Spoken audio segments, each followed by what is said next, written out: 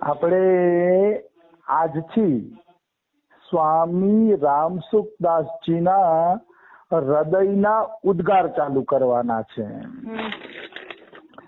Gita press ગોરખપુરના 4 થાંભલા હતા. રાધા બાબા, હનુમાન પ્રસાદ પોદાર, જયદયાલ ગોયંદકા અને સ્વામી રામસુખદાસજી. આ 4 મોટા થાંભલાઓ ઉપર આખું ગીતા પ્રેસ ઉભું છે. તો આ 4 થાંભલાઓમાં સ્વામી રામસુખદાસજીના હૃદયના ઉદ્ગાર મને મળ્યા છે. એ હૃદયના ઉદ્ગાર મને અતિ પ્રિય લાગ્યા છે, એટલે આપણે એ હૃદયના ઉદ્ગારો લઈએ. તો આ હૃદય ઉદ્ગારમાં 72મો હૃદય ઉદ્ગાર છે. હું પાછળથી લઉં છું. તો સ્વામી રામસુખદાસ શું કહે છે? वासुदेव सर्वम के समान मुझे कोई दूसरी बात मिली ही नहीं. હું એક ઉદ્ગાર નો જેટલો બનશે એટલો વિસ્તાર કરીશ. સ્વામી રામસુખદાસજીના હૃદયનો આ ઉદ્ગાર છે કે વાસુદેવ સર્વમ જેવી વાત મને બીજી કોઈ શાસ્ત્રમાં મળી જ નથી.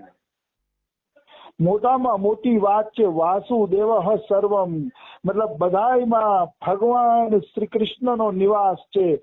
જે લોકોને એ ખબર પડી ગઈ કે બધાયમાં ભગવાન છે ને, એ બાજી મારી જ લીધી. એને બાજી મારી જ લીધી જેને બધાયમાં ભગવાનના દર્શન થવા માંડ્યા.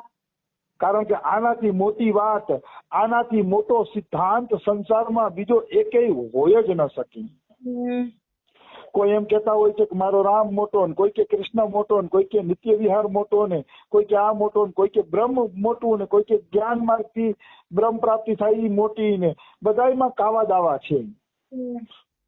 પણ આના જેવી વાત એ કઈ નથી. વાસુદેવ સર્વમ માને એક જ તત્વ વાસુદેવ કૃષ્ણ બધાયમાં વ્યાપેલું છે. નથી કોઈ રામ મોટા, નથી કૃષ્ણ મોટા, કઈ નહીં. એક જ વાસુદેવ કૃષ્ણના જ બધા સ્વરૂપ છે. નાનું મોટું છે જ નહીં, બધા એક જ છે. એક સિવાય બીજું છે જ નહીં,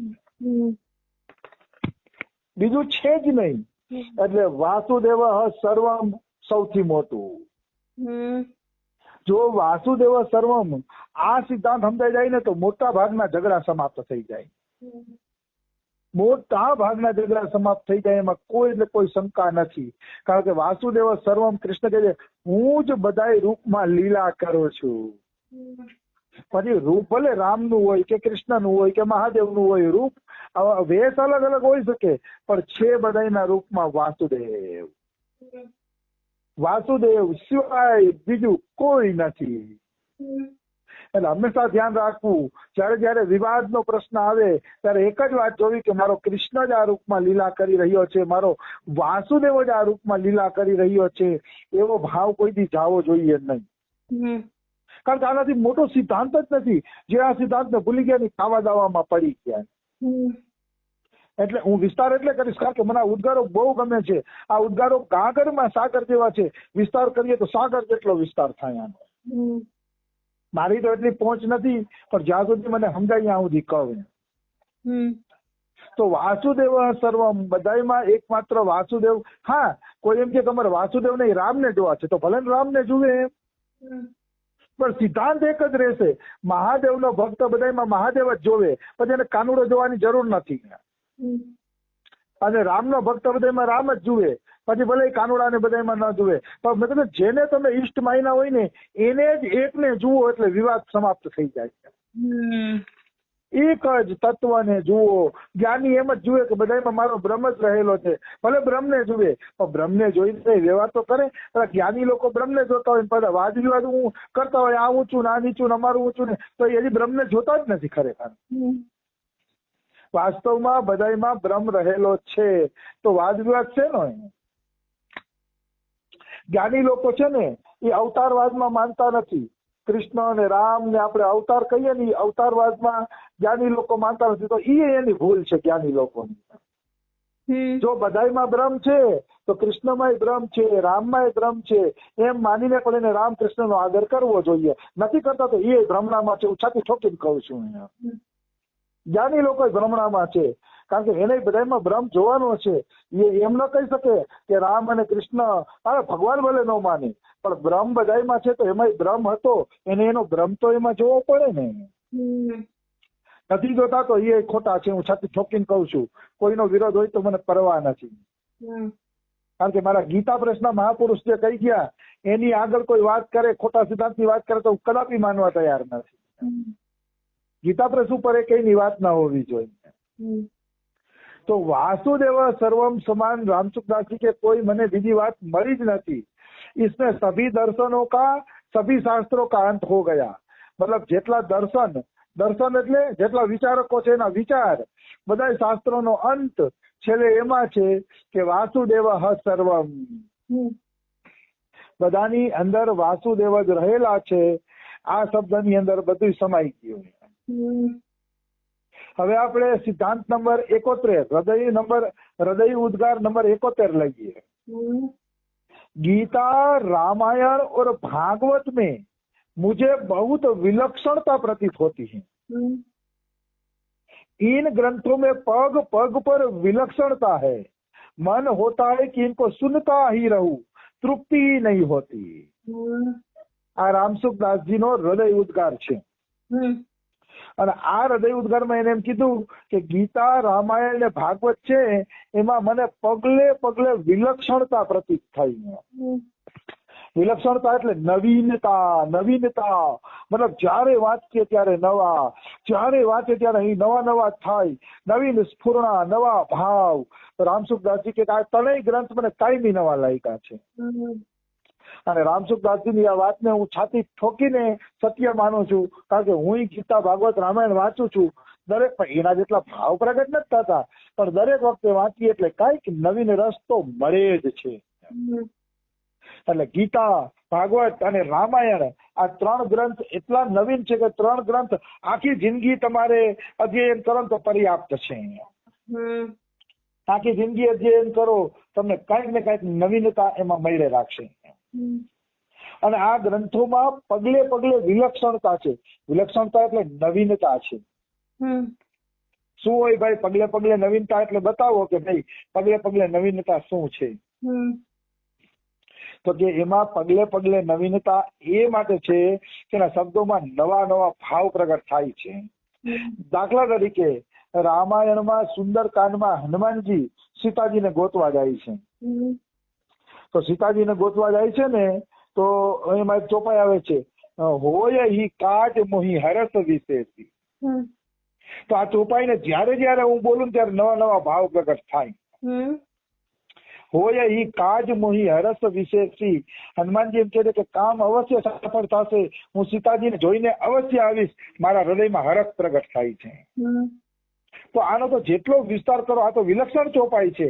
આ ચોપાઈની અંદર કેટલાય નવા ભાવ નીકળે કે તમે માનો કોઈ સારું કાર્ય કરવા જતા હોય, કોઈ માનતા પૂરી કરવા જતા હોય કે કોઈ કામ એમાં જો તમને આનંદ રહેતો હોય તો તમે આ ચોપાઈ ન્યાય મૂકી શકો કે હોય હિ કાજ મોહી હરસ વિશેષી. મને હરસ થાય છે તો અવશ્ય મારું કાર્ય સફળતાને પ્રાપ્ત કરશે. એમ પગલે પગલે એ ચોપાઈઓમાંથી નવા ભાવ પ્રગટ થશે. એમાં કોઈ પણ પ્રકારની શંકા નથી. દાખલા તરીકે આજે હું ભરત ચરિત્ર વાંચતો હતો તો ભરત ચરિત્રમાં ભરદ્વાજ ઋષિ એમ કહે છે કે ભરત તમે કોણ છો અને શા માટે જંગલમાં સેના લઈને નીકળ્યા છો. ત્યારે ભરત એમ કહે છે કે હું દશરથ રાજાનો દીકરો છું કે અને રામ, લક્ષ્મણ અને શત્રુઘ્ન મારા ભાઈ છે કે અને હું કૌશલ દેશના રાજાનો દીકરો છું. કઈનું નામ નો લીધું. તો ભરદ્વાજ ઋષિ એમ કહે છે કે આ તો તમારો લૌકિક પરિચય થયો, પણ ભરત મને તો એવું લાગે છે જનુ રામ પ્રેમ ધરી દેહી. એવી કઈક ચોપાઈ આવે છે કે જાણે રામનો પ્રેમ જ દેહ ધારણ કરીને તમારા રૂપે ધરતી ઉપર આવ્યો છે. કેટલી વિલક્ષણ ચોપાઈ મૂકી દીધી અહીંયા ભરદ્વાજ ઋષિએ કે ભરત કોઈ દશરથનો દીકરો નથી કે રામનો ભાઈ કે ઈ નથી. રામનો પ્રેમ જ જાણે શરીર ધારણ કરીને ભરત બનીને આવ્યો છે. તારું પ્રેમનું શરીર છે ભરતને એમ કહે છે. તો આ ચોપાઈ કેટલી વિલક્ષણ છે. પ્રેમ હંમેશા અનિર્વચનીય હોય એમ ભરત ચરિત્ર પણ અનિર્વચનીય છે. ભરત ચરિત્રનો મર્મ કોઈ માણસ સાધારણ લોકો એનો મર્મ ન પામી શકે. ભરત ચરિત્રનો મર્મ સાધારણ લોકો પામી શકતા નથી, કારણ કે સાક્ષાત પ્રેમનું સ્વરૂપ છે અને પ્રેમનું વર્ણન ન થઈ શકે, અનુભવ જ થઈ શકે. એ તો ભરત જેવું હૃદય બને, કોમળ નિર્મળ અને એવું હૃદય બને ત્યારે આપણે કહી શકીએ કે નહીં ભરત શું છે, ત્યારે કહી શકીએ, એમને કહેવાતું નથી. એટલે આ રામાયણના ગ્રંથોમાં પગલે પગલે વિલક્ષણતા છે, પગલે પગલે નવીન વાતો છે. એક એક ચોપાઈઓમાં ઊંડા ઉતરીએ તો નવીન નવીન વાતો આપણે મળે. અહીંયા કીધું ને કે રામનો પ્રેમ જ ભરતનું શરીર ધારણ કરીને આવ્યો છે. તો એમાં હમણાં ભરત ચરિત્ર વાંચતો તો એમાં એવો ભાવ આપ્યો કે એક છે ને પાત્ર હોય અને પાત્રની અંદર વસ્તુ હોય, તો પાત્ર અને વસ્તુ બે અલગ અલગ છે. દાખલા તરીકે ગ્લાસમાં દૂધ ભરેલું હોય તો ગ્લાસ છે એ પાત્ર છે ને દૂધ છે એ વસ્તુ છે. એવી રીતે માણસનું શરીર અને શરીરની અંદર પ્રેમ ભરેલો હોય ને તો આપણે કઈ ફલાણો માણસ ખૂબ દયાળુ છે, ખૂબ દયાળુ. આપણે કોકને કઈ ફલાણો માણસ દયાળુ તો છે પણ થોડીક ઓછી દયા કરે છે, તો હું કામ ઓછી દયા, વધુ દયાળુ માણસ, એવા શબ્દો શા માટે આપણે પ્રયોગ કરી છીએ? તો કે માણસનું શરીર પાત્ર છે અને એની અંદર જેટલી દયા કરુણા દેખાય છે ને એટલું આપણે એનું વર્ણન કરીએ છીએ. પણ ભરત પાત્ર છે જ નહીં, ખાલી દયા અને રામના પ્રેમનું જ શરીર ધારણ કરીને આવ્યા છે. ભરત પાત્ર નથી, સીધું વસ્તુ જ છે, પ્રેમનું જ શરીર. એવું નહીં કે ભરતનું શરીર છે અને ભરતની અંદર રામ પ્રત્યે ખૂબ પ્રેમ છે, એમ નહીં. રામનો પ્રેમ જ ભરત છે, પગથી લઈને માથા સુધી. સાક્ષાત પ્રેમનું સ્વરૂપ જ ભરત છે. એટલે ભરતમાં પાત્ર અને વસ્તુનો ભેદ નથી, ભરત કેવલ પ્રેમનું જ બનેલું શરીર છે, એવું વર્ણન કર્યું છે. મને બહુ ગમ્યું એ વર્ણન. એમાં કોઈ એટલે કોઈ પણ પ્રકારની શંકા નથી. તો ભરત વિશે આવી સુંદર વાતો એમાં જાણવા મળી. તો આ રામાયણ, ભાગવત ને ગીતા છે ને એ પગલે પગલે નવા નવા ગ્રંથો છે. રામસુખદાસજી કે હું એને સાંભળું છું ત્યારે એમ થાય છે કે જાણે સાંભળતો જ રહું, તૃપ્તિ જ નથી થતી. કોઈ દી મને તૃપ્તિ થઈ જ નથી રામાયણ, ગીતા ને ભાગવત થી. અને રામાયણ, ગીતા ને ભાગવત છે ને ફાઉન્ડેશન છે. જે લોકો રામાયણ, ભાગવત ને ગીતા ને માનતા નથી ને એનું ફાઉન્ડેશન બગડી જશે, પાયો બગડી જશે, પછી એની છત ટકશે કે નહીં ટકશે કઈ નક્કી નથી. અમે નાના હતા ને ત્યારે ગંજીપતાનું બંગલો બનાવતા. નાના હોય તો બધાએ બનાવેલો હોય ગંજીપતાનો બંગલો. તો ગંજીપતાનો બંગલો બનાવતા અમે નાના હતા ને ત્યારે ધીરે ધીરે ધીરે 1 માળ 2 માળ 3 માળ. પણ બીક એવી લાગે ને કે એ પડી ગયો ને પછી બંગલો અચાનક પડી પણ જાય. એ બંગલો અચાનક પડી પણ જાય છે, કારણ કે ગંજીપતાનો બંગલો છે, પાયા વગરનો બંગલો છે, એટલે અવશ્ય પડી જશે. એમ ગીતા, ભાગવત અને રામાયણ એ આપણા સિદ્ધાંતોના પાયા છે. એને છોડીને કોઈ ભક્તિમાં આગળ વધે છે તો એનો બંગલો પડવાની પૂરી શક્યતા છે. પૂરી શક્યતા છે. ક્યારેય બંગલો પડી જાય એનું કાંઈ નક્કી નથી, નિશ્ચિત નક્કી નથી.